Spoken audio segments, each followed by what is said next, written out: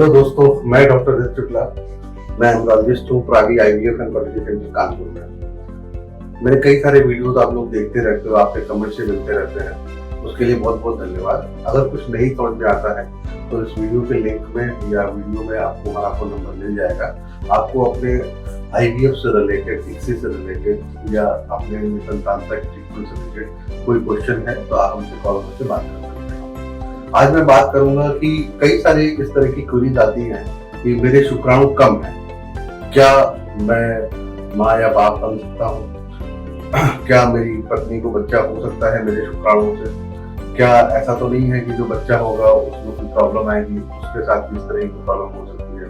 इस तरह की बहुत सारे मिथ्स हैं जो हमारे पास अक्सर क्वेश्चन लेके आता रहता है। तो आज मैं आपको बताऊंगा। मैंने पिछले वीडियो में आपको बताया था कि नॉर्मल सीमेन एनालिसिस क्या होती है।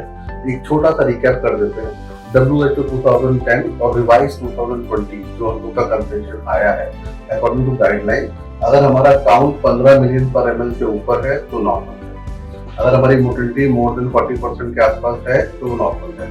और हमारा अगर मॉर्फोलॉजी, अगर नॉर्मल स्पर्म्स मोर देन 4% के आसपास है तो हमारा सीमेन एनालिसिस जनरली नॉर्मल कहलाता है। प्रैक्टिकल एक्सपीरियंस थोड़ा सा डिफरेंट होता है। अब WHO जब गाइडलाइन बनाता है तो पूरे दुनिया को लेकर के या पूरे अलग अलग जगहों के लिए, कोई स्पेसिफिक इंडिया के लिए, यूएस के लिए, जापान के लिए अलग अलग गाइडलाइन नहीं बनाता है। तो इसलिए हमको अपने यहाँ के जो वेरिएशंस है वो खुद समझने पड़ते हैं। अब अगर वो काउंट कम है, मतलब अगर हमारा स्पर्म काउंट कम है, हमारे शुक्राणु की संख्या कम है, या हमारे शुक्राणु की गतिशीलता मोटिलिटी कम है, या हमारे शुक्राणु में नॉर्मल जो मॉर्फोलॉजी है वो नॉर्मल मॉर्फोलॉजी कम है, नॉर्मल मॉर्फोलॉजी स्पर्म्स कम है, उस कंडीशन में क्या हमको निसंतानता से जीवन भर जूझना पड़ेगा? नहीं, बिल्कुल भी नहीं।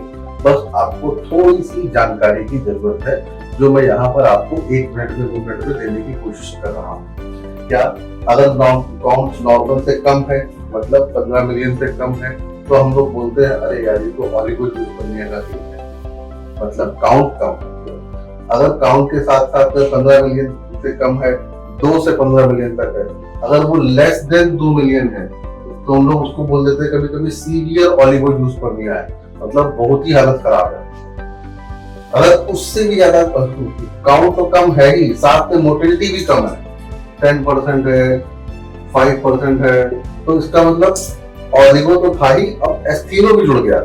और अगर मॉर्फोलॉजी के साथ साथ अगर आपका नंबर और मोटिलिटी के साथ साथ मॉर्फोलॉजी भी खराब है, तो कुछ लोग आपने देखा होगा स्टाइल में बोल देते हैं ओट्स है, तो एक्चुअली में ऑलिगोएस्थिनोजूसपर्मिया ही होता है वो, और ज्यादा कुछ नहीं है। मतलब तीनों चीजों में प्रॉब्लम है। तो ऐसे अगर किसी की सीमेन एनालिसिस रिपोर्ट में इनमें से कोई भी टर्म्स है तो आपको चिंता करने की, परेशान होने की जरूरत बिल्कुल भी नहीं है।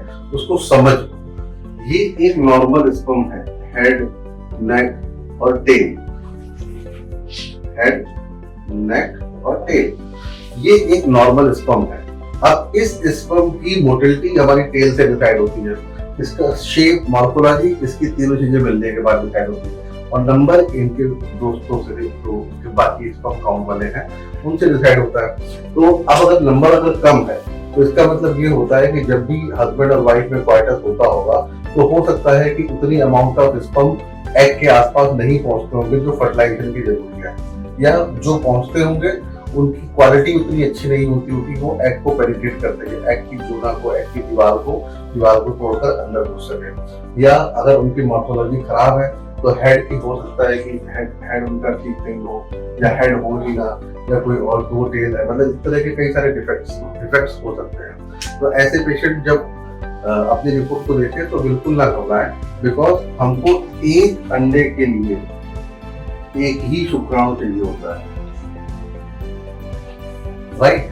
तो अगर आपका काउंट लेस देन 2 मिलियन भी है तो भी आपको चिंता करने की जरूरत नहीं है, क्योंकि आपके पास अब हम लोग के आईवीएफ की फील्ड में हम लोग एक चीज नई डेवलप हुई है, नई क्या, अब तो काफी पुरानी हो गई है, उसको हम लोग बोलते हैं इक्सी,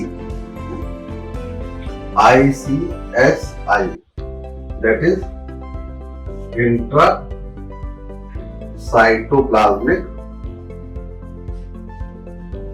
स्पर्म इंजेक्शन। इक्सी की मदद से हमको अगर एक भी शुक्राणु मिलता है तो हम उसको अंडे के अंदर डाल करके फर्टिलाइजेशन का प्रोसेस आसानी से कर सकते हैं। एग को होल्ड करना है, ये आपका एग है, जो आपका शुक्राणु मिला है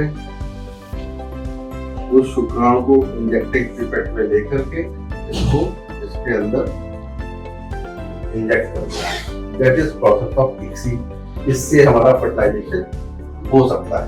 और जब फर्टिलाइजेशन होगा तो एम्ब्रियो बनेगा, एम्ब्रियो बनेगा तो हम यूट्रस में जब ट्रांसप्लांट करेंगे तो आसानी से आपको बच्चा हो सकता है। और दूसरी चीज ये तो है, जब मैंने बताया कि कम शुक्राणु है या बहुत कम शुक्राणु है या मार्फोलॉजी उनकी गड़बड़ है, तो इसमें से कई बार हम लोग कुछ मेडिसिन होती है यूबिक्विनोन या कोनियम 300 तक की डोज देकर भी हम लोग कोशिश कर सकते हैं कि थोड़ी सी मार्फोलॉजी हम लोग उसकी बेटर कर पाए, ताकि हम लोग इक्सी करने के बाद हमको इम्प्लांट फर्टिलाइजेशन रेट ठीक ठाक मिल जाए।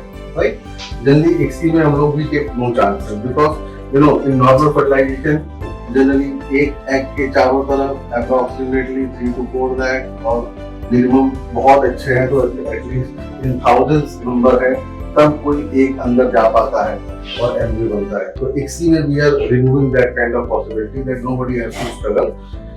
We will pick one good sperm and will inject inside the egg, inside the oocyte directly, so that we are decreasing this cycle of going sperm by himself into the egg, and we are just facilitating sperm to go inside directly into the egg, and so that fertilization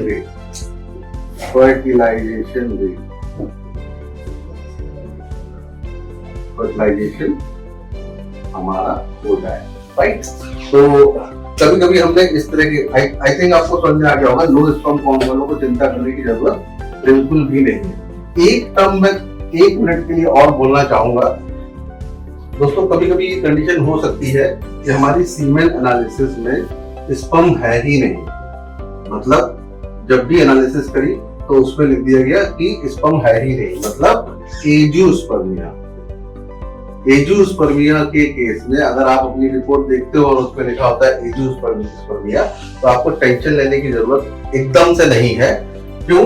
क्योंकि जब भी हम लोग देखते हैं कि उसकी morphology में जाकर कि ये टेस्टिस है, टेस्टिस के ऊपर एपिडिडाइमिस है, उसके ऊपर वास्ट डिफरेंस है, जिससे होकर के स्पर्म बाहर जाके निकलते हैं, जैसे प्रोस्टेट में या फिर सेलुलर साइकिल में जाते हैं, तो हमको एक पॉसिबिलिटी होती है कि टेस्टिस के अंदर से स्पर्म मिल सकता है, और उसको निकालने की विधि होती है टीजा, टेस्टिकुलर स्पर्म एस्पिरेशन। तो टीजा की विधि से हम लोग इसके अंदर से भी स्पर्म को रिट्रीव कर सकते हैं, निकाल सकते हैं, और उसके बाद इक्सी की मदद से उन स्पर्म्स को उसी पेशेंट के एग के अंदर डाल करके फर्टिलाइजेशन करा सकते हैं। तो टीजा की विधि से हम लोगों के लिए एक चीज आसान हो जाती है कि अगर हमारे पेशेंट की जिसका टीजा करना है उसकी इनिशियल ब्लड रिपोर्ट्स हमारे रेंज में आती है, लाइक एफएसएच, टेस्टोस्टेरोन, टीएसएच, ये सारी रिपोर्ट्स अगर रेंज में है तो हम उम्मीद कर सकते हैं, पहले कंफर्म भी कर सकते हैं टेस्टिकुलर बायोप्सी से कि उसके अंदर स्पर्म है कि नहीं, क्योंकि वो रिपोर्ट्स में आ जाता है स्पर्म या रिलेटेड सेल्स है कि नहीं।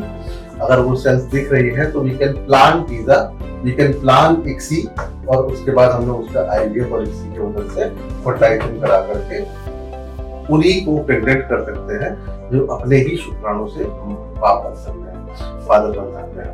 और ऐसे हमारे पास बहुत सारे केस हैं। मैं एग्जैक्ट प्रोसेस जब होता है उसका भी वीडियो आपसे आगे चल के शेयर करूंगा। हमने कई सारे वीडियो बना के रखे हुए हैं जो अभी कुछ वेबसाइट से पड़े भी हुए हैं, आप चाहें तो हमारे www.pwc.in पे देख सकते हैं। और इससे रिलेटेड कोई भी आपको सवाल लगता है, आई थिंक मैंने काफी कुछ क्लियर करने की कोशिश की है, तो आप मुझे 8417083446 पे कॉन्टेक्ट कर सकते हैं।